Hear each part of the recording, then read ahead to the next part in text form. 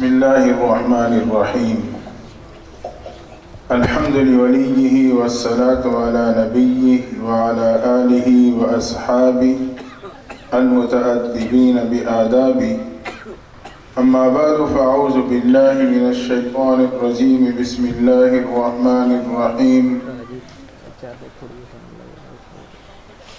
قل اعملوا فسيرى الله عملكم ورسوله والمؤمنون وستردون إلى عالم الغيب والشهادة فينبئكم بما كنتم تعملون سبحان ربك رب العزة عما يصفون وسلام على المرسلين والحمد لله رب العالمين.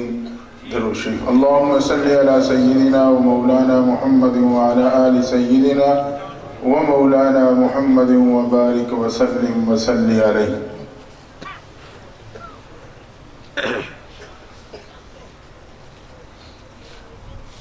کامل الحفظ کے موقع پہ بچوں کی دستار بندی اور مسجد کی ایک افتتاحی تقریب کے حوالے سے ہم اور آپ اللہ کے گھر میں جمع ہیں. دعا ہے اللہ تعالیٰ ہم سب کے مل بیٹھنے اور سننے سنانے کو قبول فرمائے. میرا ارادہ یہ ہے کہ آج میں آپ کو مجلس سناؤں، لیکن یہ مجلس وہ مجلس ہے جس کو نہ اس سے پہلے نہ اس کے بعد نہ زمین نے دیکھا نہ آسمان نے دیکھا. ایک انوکھی مجلس. پیغمبر علیہ السلام تشریف فرما ہے، آپ کے چاروں یار آپ کی خدمت میں حاضر. آپ نے ارشاد فرمایا، اپنے یاروں سے فرمانے لگے کہ آج میں تمہیں اپنی دل کی بات نہ کہہ دوں.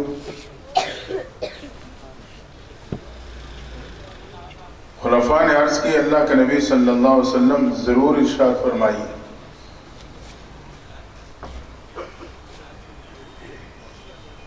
تو آپ نے فرمایا کہ مجھے تمہاری دنیا میں 3 چیزیں بہت محبوب ہیں. یہ محبوب پیغمبر اپنے دل کی بات اپنے یاروں سے کہہ رہے ہیں. مجھے تمہاری دنیا میں 3 چیزیں بہت محبوب ہیں. پہلی چیز خوشبو. فرمایا مجھے خوشبو بہت پسند. خوشبو استعمال کریں لیکن ایسے نہ ہو کہ ساتھ والے کے سر میں درد ہو جائے. بعض ساتھی اس قسم کی خوشبو لگاتے ہیں. اچھی خوشبو لگائیں. فرمایا ایک تو مجھے خوشبو بہت پسند،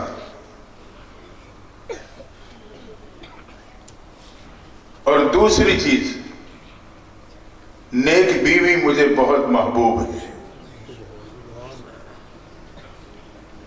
اور تیسری چیز فرمائے کہ نماز میں میری آنکھوں کی ٹھنڈک ہے. ان تینوں چیزوں پہ اگر ہم اور آپ نظر ڈالیں تو خوشبو سے بھی انسان کے دل و دماغ کو ٹھنڈک پہنچتی ہے. نیک بیوی بھی دل و دماغ کی ٹھنڈک کا ذریعہ، اور نماز محبوب فرماتے ہیں یہ میرے آنکھوں کی ٹھنڈک ہے.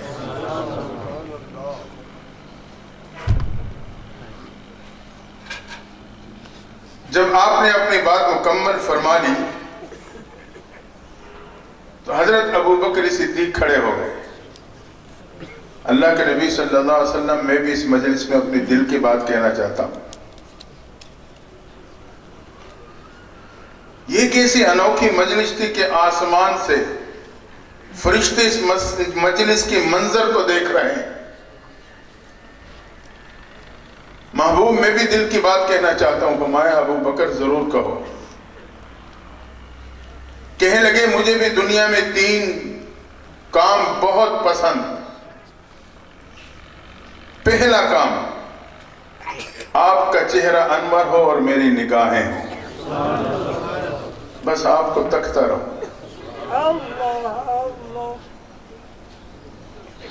آپ کا چہرہ انور ہو، میری نگاہیں ہوں. فرمایا دوسری چیز آپ کا جسم اطہر ہو اور میرا مال ہو. میں آپ پہ خرچ کرتا رہوں. ایک موقع پہ حضرت صدیق اکبر دعا کر رہے ہیں اور زار و قطار رو رہے ہیں. صحابی نے دیکھا تو وہ سمجھ گئے کہ کوئی پریشانی کی صورت ہے. دعا مکمل ہوئی تو قریب آئے, کہا ابو بکر کیا بات ہے؟ آپ بڑے بے قراری کے انداز میں دعا مانگتے ہوئے رو رہے تھے.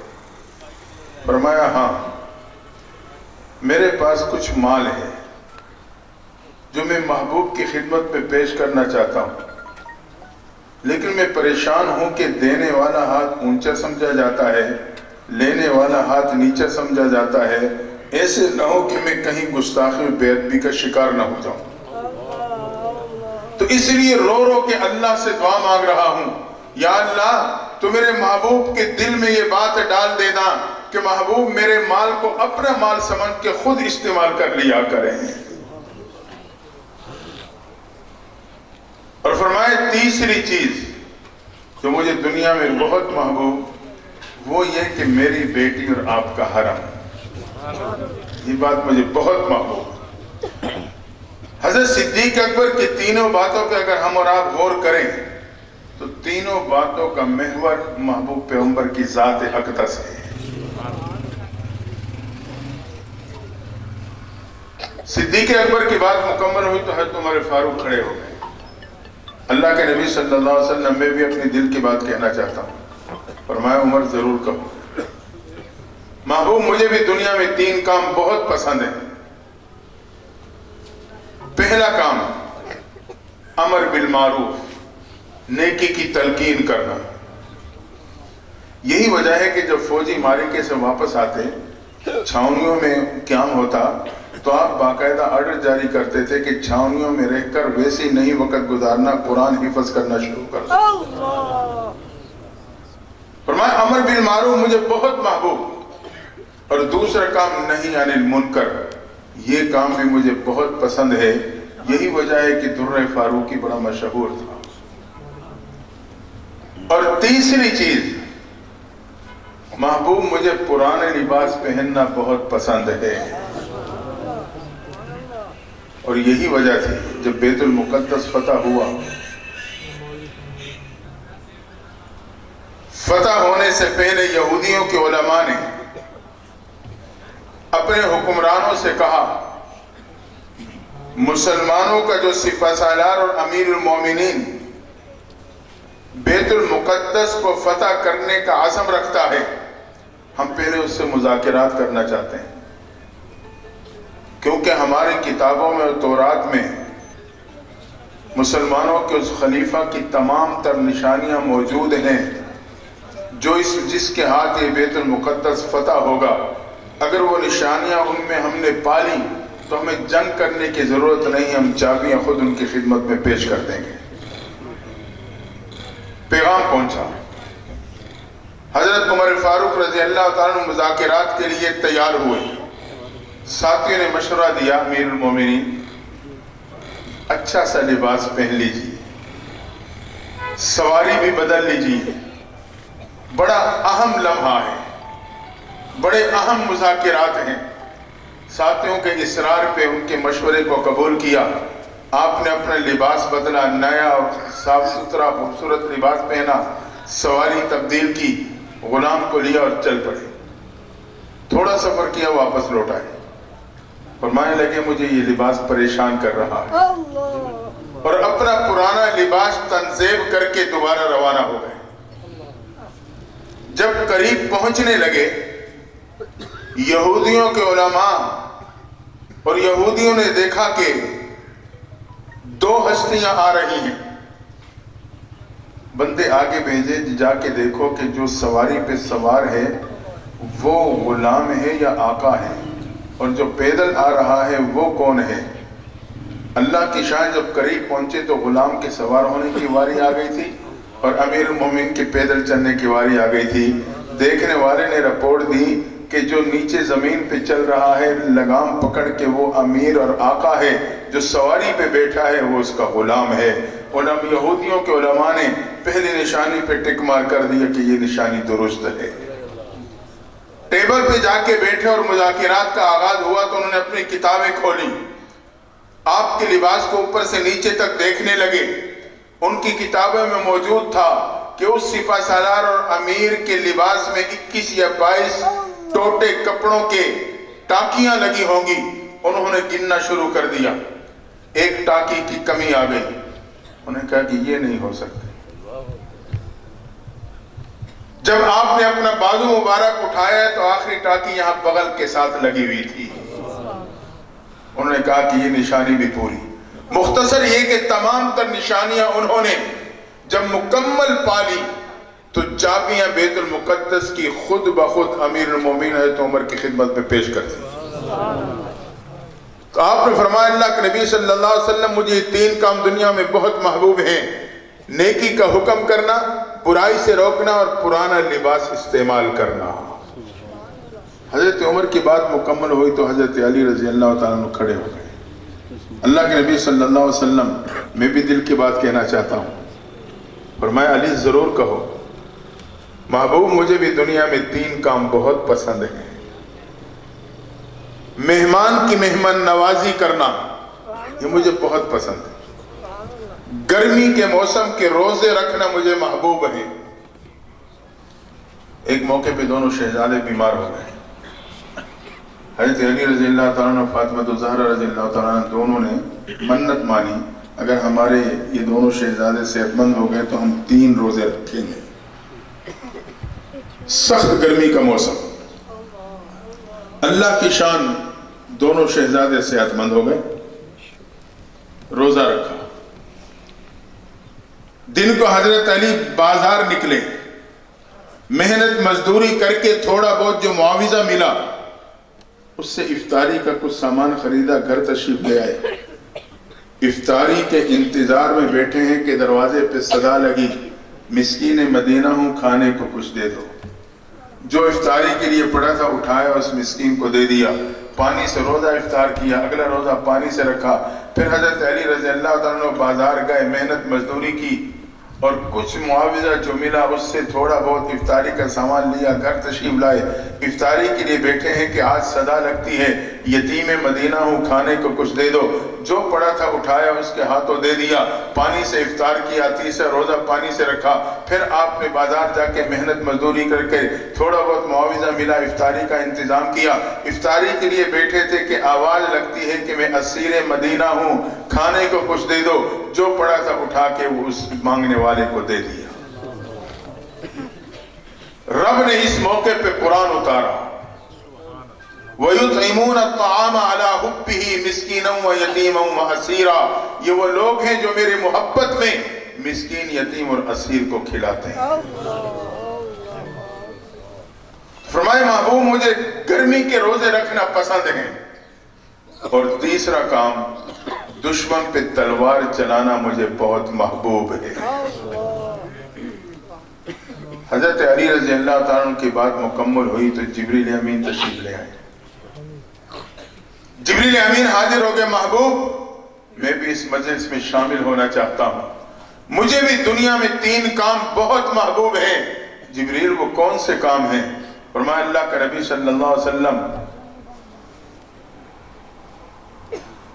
حضرت عثمان غنی کا تذکرہ غالباً میں چھوڑ دیا ہے، تمہارے فاروق کے بعد عثمان غنی اٹھے تھے۔ فرمایا محبوب میں بھی دل کی بات کہنا چاہتا ہوں۔ فرمایا عثمان ضرور کہو، مجھے بھی دنیا میں 3 کام پسند ہیں۔ پہلا کام بھوکے کو کھانا کھلانا، یہ مجھے بہت پسند ہے۔ عید کا موقع ہے، پیغمبر صلی اللہ علیہ وسلم نے تیاری کی، عیدگاہ کے لیے روانہ ہونے لگے۔ ہمارے اور آپ کے ماں عائشہ رضی اللہ تعالیٰ آگے بڑھی، کہا اللہ کے نبی صلی اللہ علیہ وسلم آج عید کا دن ہے اور معمول کے مطابق عید کے دن بیوائیں آتی ہیں کھانا کھا کے جاتی ہیں، لیکن گھر میں کھانے کے لیے کوئی چیز موجود نہیں۔ آپ نے سنا اور خاموشی سے تشریف لے گئے۔ جب عید کی نماز سے اور تمام معمولات سے فارغ ہو گھر تشریف لائے تو کیا دیکھا؟ بیوائیں گھر میں آئی ہوئی ہیں اور کھانا چل رہا ہے۔ آپ نے پوچھا، حضرت عائشہ رضی اللہ تعالیٰ سے پوچھنے لگے، میرا یہ سارا انتظام کہاں سے ہوا؟ فرمایا اللہ کے نبی صلی اللہ علیہ وسلم جب آپ نماز عید کے لیے تشریف لے گئے تو حضرت عثمان غنی نے 1 اونٹ اناج کا لدا ہوا ہدیہ کر دیا تھا. سارا انتظام اسی سے کیا گیا. تو حضرت عثمان غنی فرمانے لگے بھوکے کو کھانا کھلانا مجھے پسند ہے، ننگے کو کپڑا پہنانا مجھے پسند ہے، اس لیے جب کسی کے کپڑے پھٹے پرانے ہوتے تو حضرت عثمان غنی کی کوشش ہوتی کہ اسے کپڑا لے کے دیتے. اور تیسرا کام، قرآن کی تلاوت کرنا مجھے بہت محبوب ہے. ہاں، جب حضرت عثمان غنی کی بات مکمل ہوئی تو حضرت علی کھڑے ہوئے. فرمائے مجھے 3 کام محبوب پسند: مہمان نوازی، گرمی کے روزے، دشمن پہ تلوار چلانا. اللہ کی شان حضرت علی کے بعد مکمل ہوتی ہے تو جبریل امین آ گئے. فرمایا محبوب میں بھی اس مجلس میں شامل ہو کے یہ بتانا چاہتا ہوں کہ مجھے بھی اس دنیا میں 3 کام بہت محبوب ہیں. جبریل بتاؤ کون سے کام؟ فرمایا اللہ کے نبی صلی اللہ علیہ وسلم پہلا کام تو یہ ہے کہ بھولے کو راستہ بتلانا مجھے بہت پسند.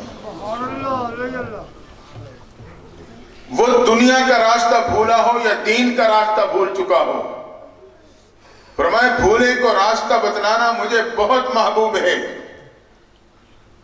اللہ جزائے خیر دے ان مدارس، اہل مدارس کو جو دن و رات محنت کر کے ہمیں اور آپ کو بھولا ہوا راستہ بتلاتے ہیں. یہ علماء آپ کو بھولا ہوا راستہ یاد دلاتے ہیں.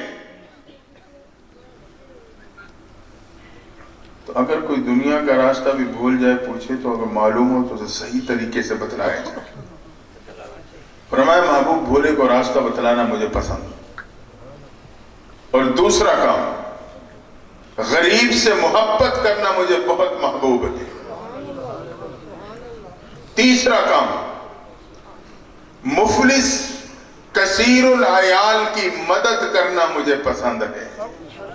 مفلس ہے، کثیر العیال ہے، سفید پوش ہے، نہ مانگ سکتا ہے اور پوزیشن اس کی یہ ہے.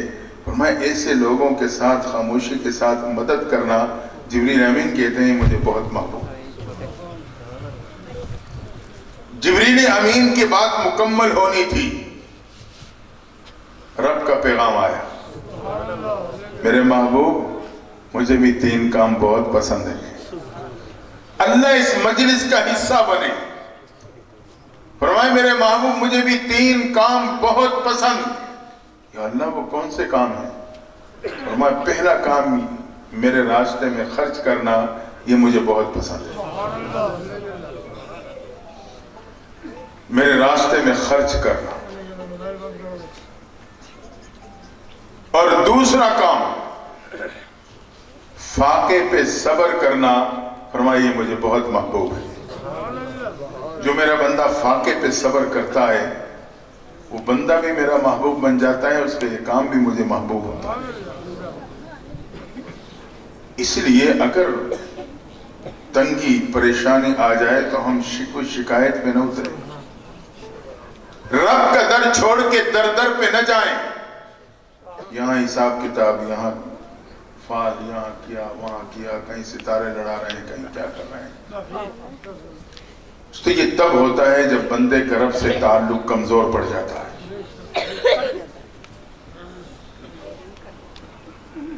فراوانی تھی اب تنگی کا شکار ہوا، اسی رب کی طرف متوجہ ہو جاؤں جو رازق ہے، اسی در پہ جھک جاؤں جو میرا مالک ہے. ماں کی گود میں اگر بچہ ماں کو تنگ کر رہا ہو تو بعض ماں اسے تھپڑ بھی مار دیتی. یہ نفرت کا تھپڑ نہیں ہوتا. بچہ تھپڑ کھانے کے بعد گود نہیں چھوڑتا بلکہ گود میں سر جھکا دیتا ہے اور زاروں قطار رونے لگتا ہے. ماں کی ممتا بے قرار ہوتی ہے، بچے کو اٹھا کے سینے سے لگا کے پیار دیتی ہے. دوستو اس وقت ہم بھی اللہ کی رحمت کی گود میں بیٹھے ہیں. یہ میرے رب کی رحمت کی گود ہے مسجد.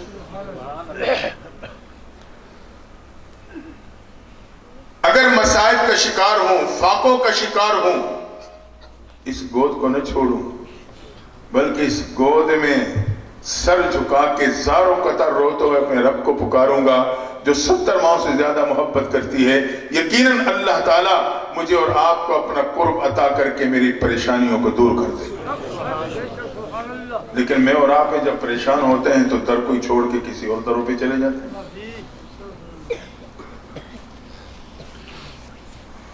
آج اکثر ساتھی آتے ہیں جی وہ حساب کتاب کرانا ہے، میں نے کہا مجھے تو آتا ہی نہیں تھا۔ تو عجیب صورتحال ہے، آئیں رب سے تعلق مضبوط کریں۔ تو اللہ نے کہا مجھے پہلا کام اپنے راستے میں خرچ کرنا، دوسرا کام فاقے پہ صبر کرنا مجھے بہت پسند۔ محمود ایاز کے واقعات آپ نے علماء سے سنے ہوں گے۔ محمود حکمران تھا، ایاز اس کا غلام تھا، لیکن بالکل ہی سادہ تھا، دیہاتی جس کو ہم کہہ سکتے ہیں، جٹ قسم کا بندہ تھا۔ لیکن محمود اس پہ بڑا اعتماد کرتا تھا، تو اپنے کابینہ کے جو افراد تھے وزیر و مشیر، ان کے ساتھ ایک طرف اس کی کرسی بھی لگا دیتا تھا۔ انہیں یہ بات محسوس ہوتی تھی کہ ہمارے ساتھ اس کو کیوں بٹھایا جاتا ہے، یہ تو ناسمجھ سا بندہ ہے، غلام ہے۔ اور وہ اس کوشش میں رہتے تھے کہ کوئی شکایت کا موقع بنے اور ہم محمود کے کان بھر دیں تاکہ یہ غلام اس سے دور ہو جائے ایاز سے۔ حتیٰ کہ ایک دن ان کے ہاتھ ایک بات لگی،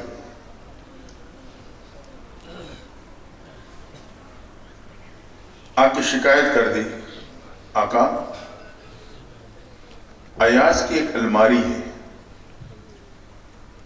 روزانہ کھول کے دیکھتا ہے، کسی کو قریب آنے نہیں دیتا، لگتا ہے بیت المال سے کوئی قیمتی ہیرے چرا کے اس پہ رکھے ہوئے۔ ہم نے کوشش کی لیکن وہ دیکھنے نہیں دیتا۔ محمود نے بلا لیا ایاز کو، ایاز تیری کوئی الماری ہے؟ ہاں کہا میری ایک الماری ہے، روزانہ کھولتا ہے؟ یہ روزانہ کھولتا، کسی کو دیکھنے نہیں دیتا؟ نہیں آقا کسی اور کو دیکھنے نہیں دیتا۔ باتیں ساری سچ نکلی۔ تو محمود نے ایاز کے ساتھ اپنے وزیر مشیر بھیجے کہ جاؤ الماری کھلوا کے چیک کر کے آؤ اس میں کیا ہے۔ اللہ کی شان، جب ایاز ان کے ساتھ گیا اور الماری کھول دی اپنے آقا کے حکم پہ، تو وزیر و مشیر تو ششدر رہ گئے۔ اس میں دو چیزیں تھیں، ایک پرانی جوتی، ایک پرانی لنگی۔ یہ دو چیزیں الماری میں پڑی، حیران و پریشان ہے یہ کیا معاملہ ہے؟ یہ دو پرانی سی ایک ٹوٹی ہوئی جوتی ہے اور پھٹی ہوئی لنگی ہے، روزانہ کھول کے دیکھتا ہے، کسی کو دیکھنے نہیں دیتا۔ جب رپورٹ واپس آئی محمود کے پاس تو محمود نے پوچھا ایاز یہ کیا معاملہ ہے؟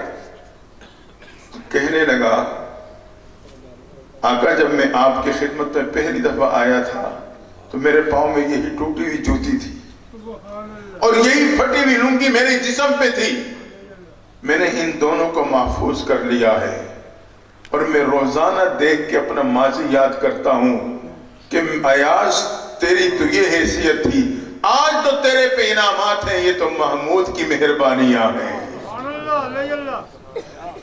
جب بندہ ماضی یاد رکھتا ہے نا پھر کہیں ٹھوکر نہیں کھاتا۔ آج ہم اور آپ اپنے ماضی کو بھول جاتے ہیں۔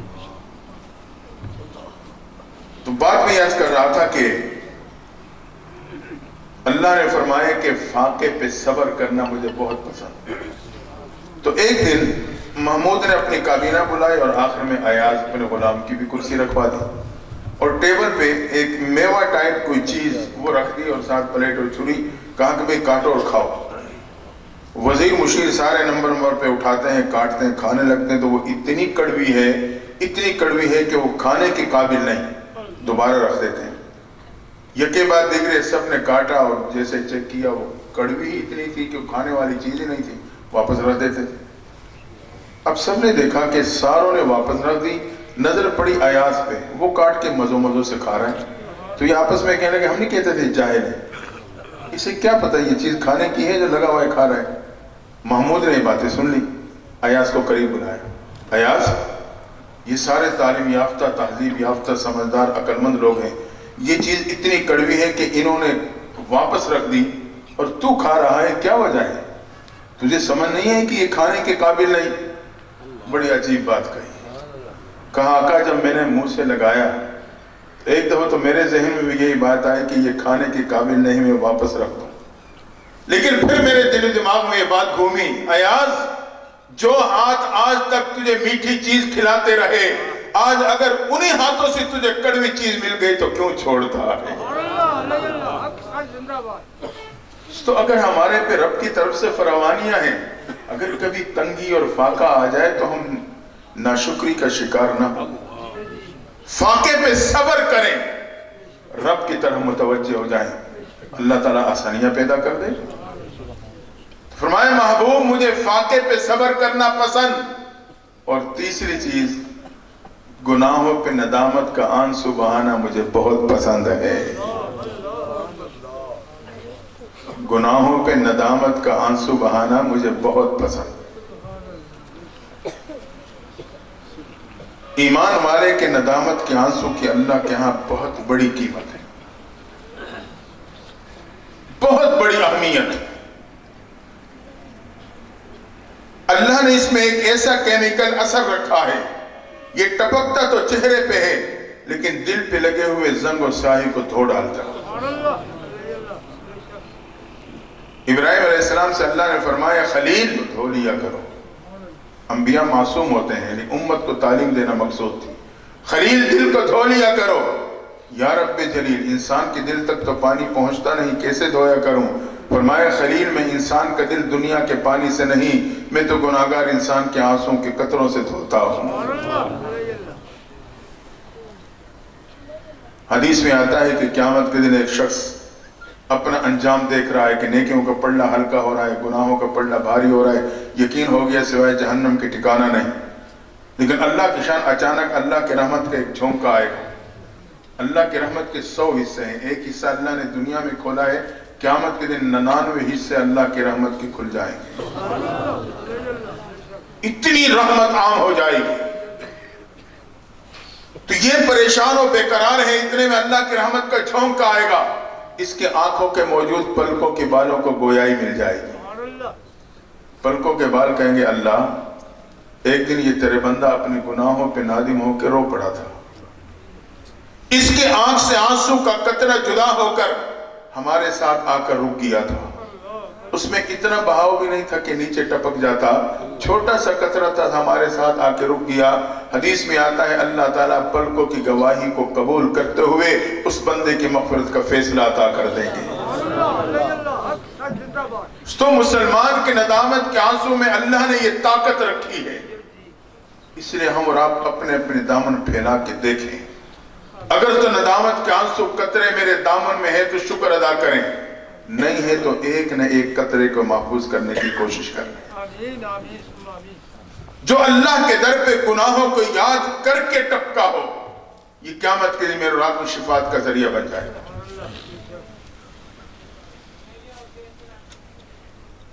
نوجوان شراب کی بوتل لیے ایک گلی سے گزرنے کی کوشش کر رہا ہے، اللہ کی شان اچانک اس نے دیکھا گلی کی دوسری طرف سے امیر المومنین عمر فاروق آ گئے.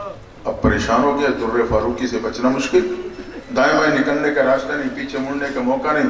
وہیں قدم روکے دل ہی دل میں اللہ کے دروازے پہ دستک دے دی، اللہ اقرار کرتا ہوں گناہگار ہوں، بدکار ہوں، سیاہکار ہوں، تیرے در پہ جھکا نہیں، تجھے پکارا نہیں، تیری نافرمانی میں مبتلا رہا. اللہ بندہ تو تیرا ہوں، یا اللہ تو میری شراب کو سرکے پہ بدل دینا، در فاروقی سے بچا لینا، میں دوبارہ یہ گناہ نہیں کروں گا. حدیث میں آتا ہے ان اللہ ینظر الی قلوبکم، اللہ تو اپنے بندوں کے دلوں کے رازوں کو بھیتوں کو جانتا ہے. رب جان گیا سچی توبہ کر چکا ہے. اتنے میں امیر المومنین پہنچ گئے. نوجوان ہاتھ میں کیا ہے؟ حضرت یہ سرکے کی بوتل ہے، بوتل کی بناوٹ کچھ اور بتا رہی ہے. کھول کے دیکھا تو واقعی شراب نہیں، وہ سرکہ تھی. رب نے بتلا دیا میرے بندے تو گناہوں کے شراب لے کے میرے در پہ آئے گا، ندامت کا آنسو بہائے گا، میں تیرے گناہوں کے شراب کو نیکیوں کے سرکے پہ بدل دوں گا. میرا رب تو قادر ہے. میرے اور آپ کے پکارنے میں کمزوری ہے، مانگنے میں کمزوری ہے، رب کے خزانوں میں کیا کمی. تو مسلمان کے ندامت کے آنسو میں اللہ نے یہ طاقت رکھی ہے، یہ شراب پہ ٹپک جائے تو اللہ اسے نیکی کے سرکے پہ بدل دیتا ہے۔ آخری بات عرض کر رہا ہوں،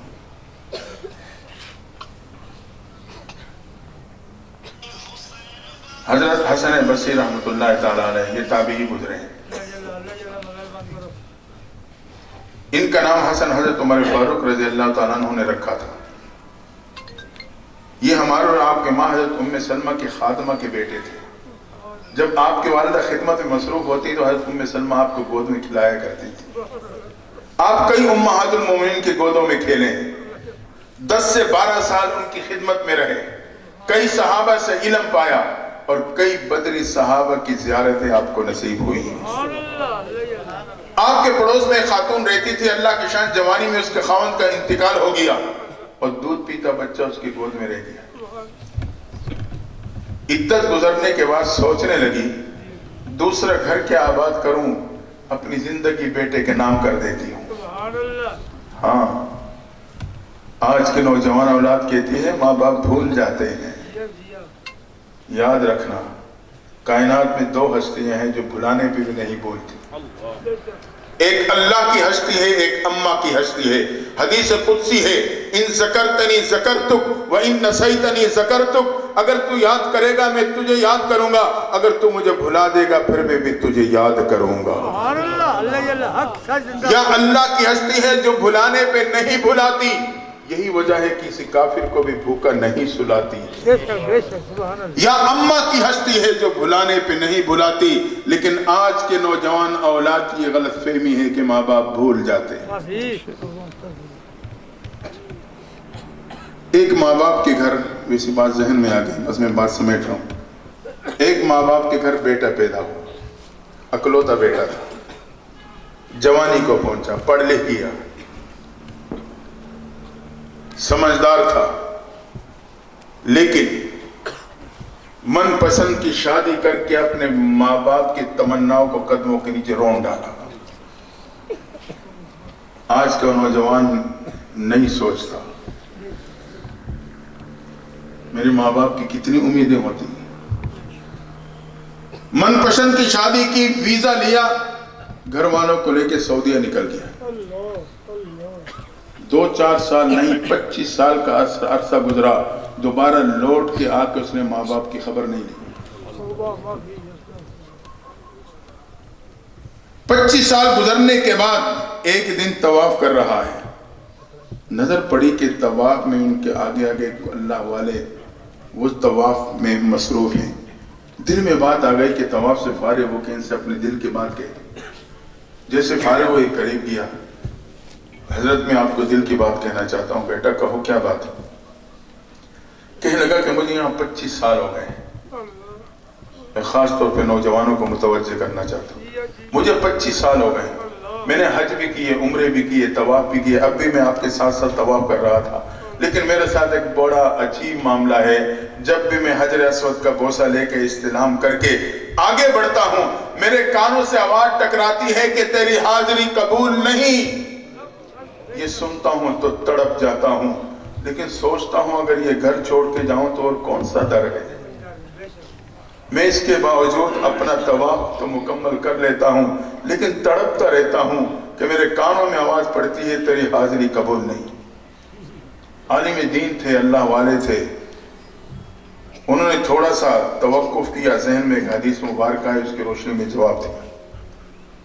ایک دن محبوب پیغمبر صحابہ کے ساتھ طواف فرما رہے ہیں، طواف کرتے ہوئے خانہ کعبہ کو مخاطب ہوئے، فرمائے کعبہ یقیناً تو بڑی حرمت والا ہے، بڑی عزت والا ہے، لیکن ایک مسلمان کی حرمت اور عزت تیرے سے بھی بڑھ کر ہے۔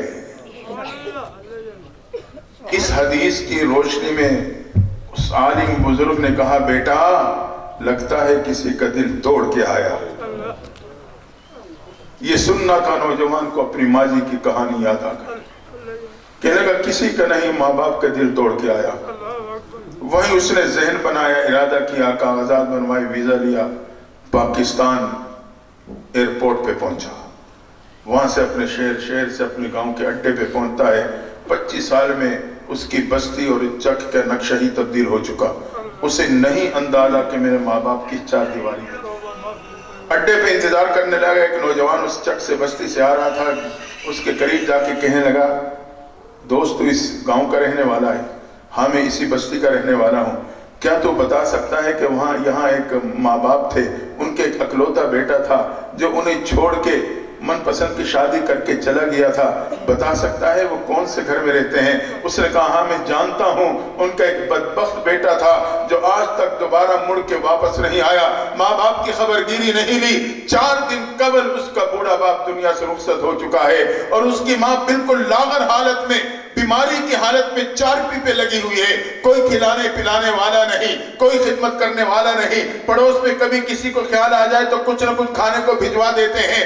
میری ماں بھی مجھے کبھی کبھی کوئی چیز دیکھ کے اس بڑی اماں کے پاس بھیجتی ہے, جاؤ اس بڑی اماں کو یہ چیز کھلا کے آ جاؤ یا پلا کے آ جاؤ. میں جب بھی اس کے پاس جاتا ہوں قریب جا کے کیا دیکھتا ہوں, اس کے ہونٹ ہل رہے ہوتے ہیں. جب میں کان لگا کے سنتا ہوں تو وہ اس وقت بھی اپنے بیٹے کا نام لے کر بیٹے کو یاد کر رہی ہوتی ہے. یہ سننا تھا. نوجوان کی چیخیں نکل گئی. کہا وہ بدبخت میں ہوں. آگے بڑھا, معلومات لے کے گھر کی چار دیواری پہ پہنچا. قدم رک گئے. ماں تو قریب نہیں آنے دے گی, ماں تو دیکھے گی بھی نہیں. اس سے کاش کہ اسے اندازہ ہوتا کہ یہ وہی ماں ہے جو پہلے کھلاتی تھی پھر کھاتی تھی. وہی ماں ہے سردیوں کے راتوں میں بستر گیلا کر دیتا تو مجھے اٹھا کے بستر کے خشک حصے پہ لٹاتی اور اپنے جسم سے گیلے بستر کے حصے کو حرارت کے ساتھ خشک کرنے کی کوشش کرتی تھی. مختصر کی ہمت کر کے اندر گیا, آگے بڑھا, دیکھا ماں ہے جو چارپی پہ پڑی ہے. قریب جا کے کہنے لگا اماں تیرا فلاں بیٹا آ گیا ہوں. یہ سننا تھا. اس لاغر جسم میں زندگی کی لہر دوڑی. وہ ہمت کر کے جھٹکے سے اٹھ کے بیٹھا اور کپ کپا ہاتھ آگے بڑھنے لگا. کہنے لگی بیٹا تو نے آنے میں بہت دیر کر دی ہے. میں تیری جدائی کی میں رو رو کر آنکھوں کی بینائی سے محروم ہو چکی ہوں. دیکھ تو نہیں سکتی لیکن تیری آواز سن رہی ہوں. ہاتھ آگے بڑھایا, بیٹے کا سر قریب کر کے پیشانی پہ بوسہ لیا. بوسہ لیتے ہی وہ جسم جھٹکے سے گرا اور ہمیشہ کے لیے ٹھنڈا ہو گیا. تو 2 ہستیاں ہیں جو بھلانے پہ کبھی نہیں بھلاتی ہیں. عرض میں کر رہا تھا کہ ندامت کا آنسو, میرے سے بات ذرا دوسری طرف چلی گئی. اللہ نے اس میں بڑی طاقت رکھی. ہاں حضرت حسن بصری کی بات کر رہا تھا. ماں کی بات وہیں سے چلی گئی. ماں جب عدت مکمل ہوئی تو سوچنے لگی دوسرے گھر کیا آباد کروں, زندگی بیٹے کا نام کر دیتی. بیٹے کو پالتی سنبھالتی رہی. بیٹا سمجھداری کی عمر کو پہنچا. اب ماں سمجھانے لگی بیٹا پڑوس میں اللہ والے رہتے ہیں, میرے مرشد اور میرے استاد رہتے ہیں, ان کی صحبت میں جائے کرو, ان کی باتیں سنا کرو, ان کی صحبت میں بیٹھا کرو. لیکن نوجوان جوانی میں مستانی کا شکار ہو چکا تھا. وہ ماں کی ایک کان سے سنتا دوسرے کان سے نکال دیتا. وہ تو ہوٹلوں کو آباد کرنے لگا, دوستوں کے مجالس کو گرمانے لگا. مختصر یہ کہ ایک دن جوانی میں بیمار ہو گیا. جوانی میں بیمار ہو گیا. بیماری بڑھتی گئی, بگڑتی گئی, چارپی پہ پڑ گیا. اتنے عرصے میں ماں بڑھاپے کو پہنچ چکی ہے. وہ بیٹے کے قدموں میں آ کے بیٹھ گئی. بیٹے کے قدموں میں آ کے بیٹھ گئی.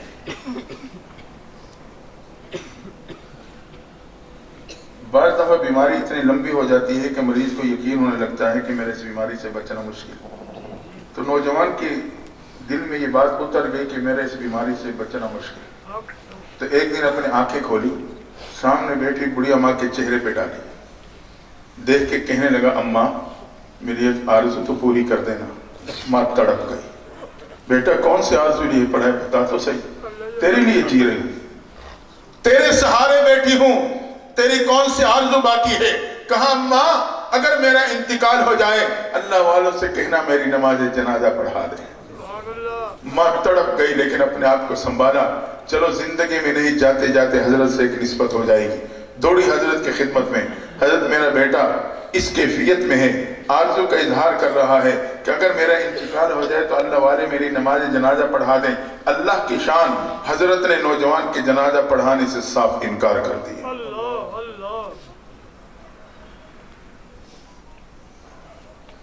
साफ इनकार कर दिया। मुर्शिद थे, ना इसरार कर सकी, ना वजह पूछ सकी। कदमों को पलट के वापस जाने लगी।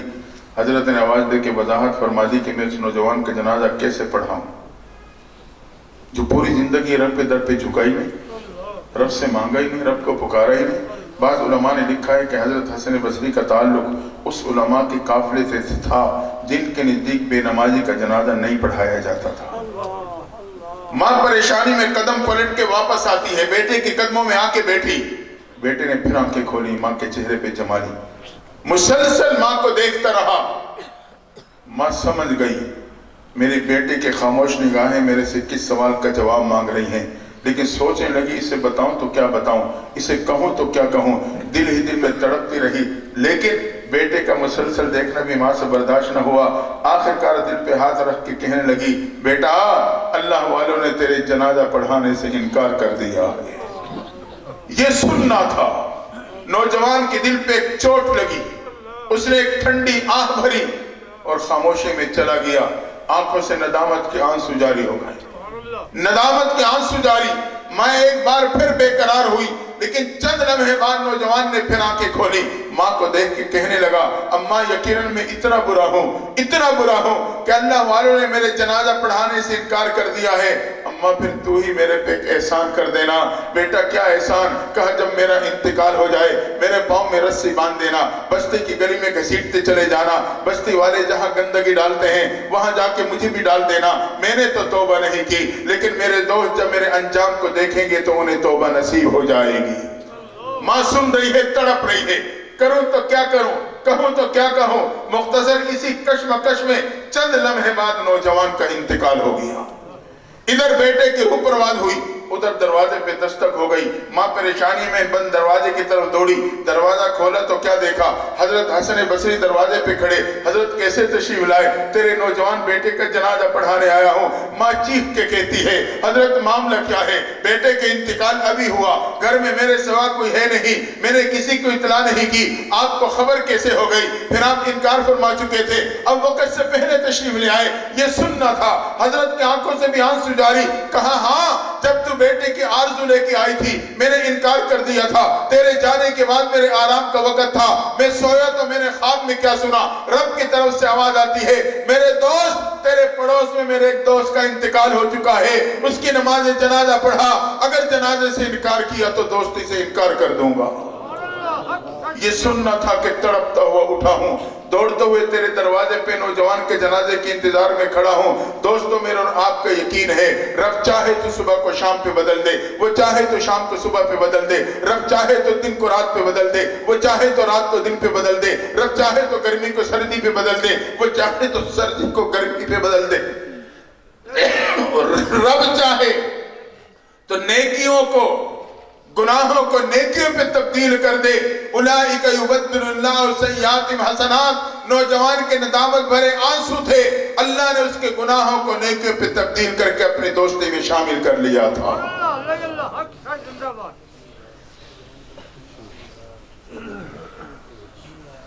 दोस्तों बातें तो कहने के लिए भी बहुत, सुनने के लिए भी बहुत, लेकिन अब तो हकीकत ये है न कहने न सुनने का वक्त, अब तो अमल का वक्त है।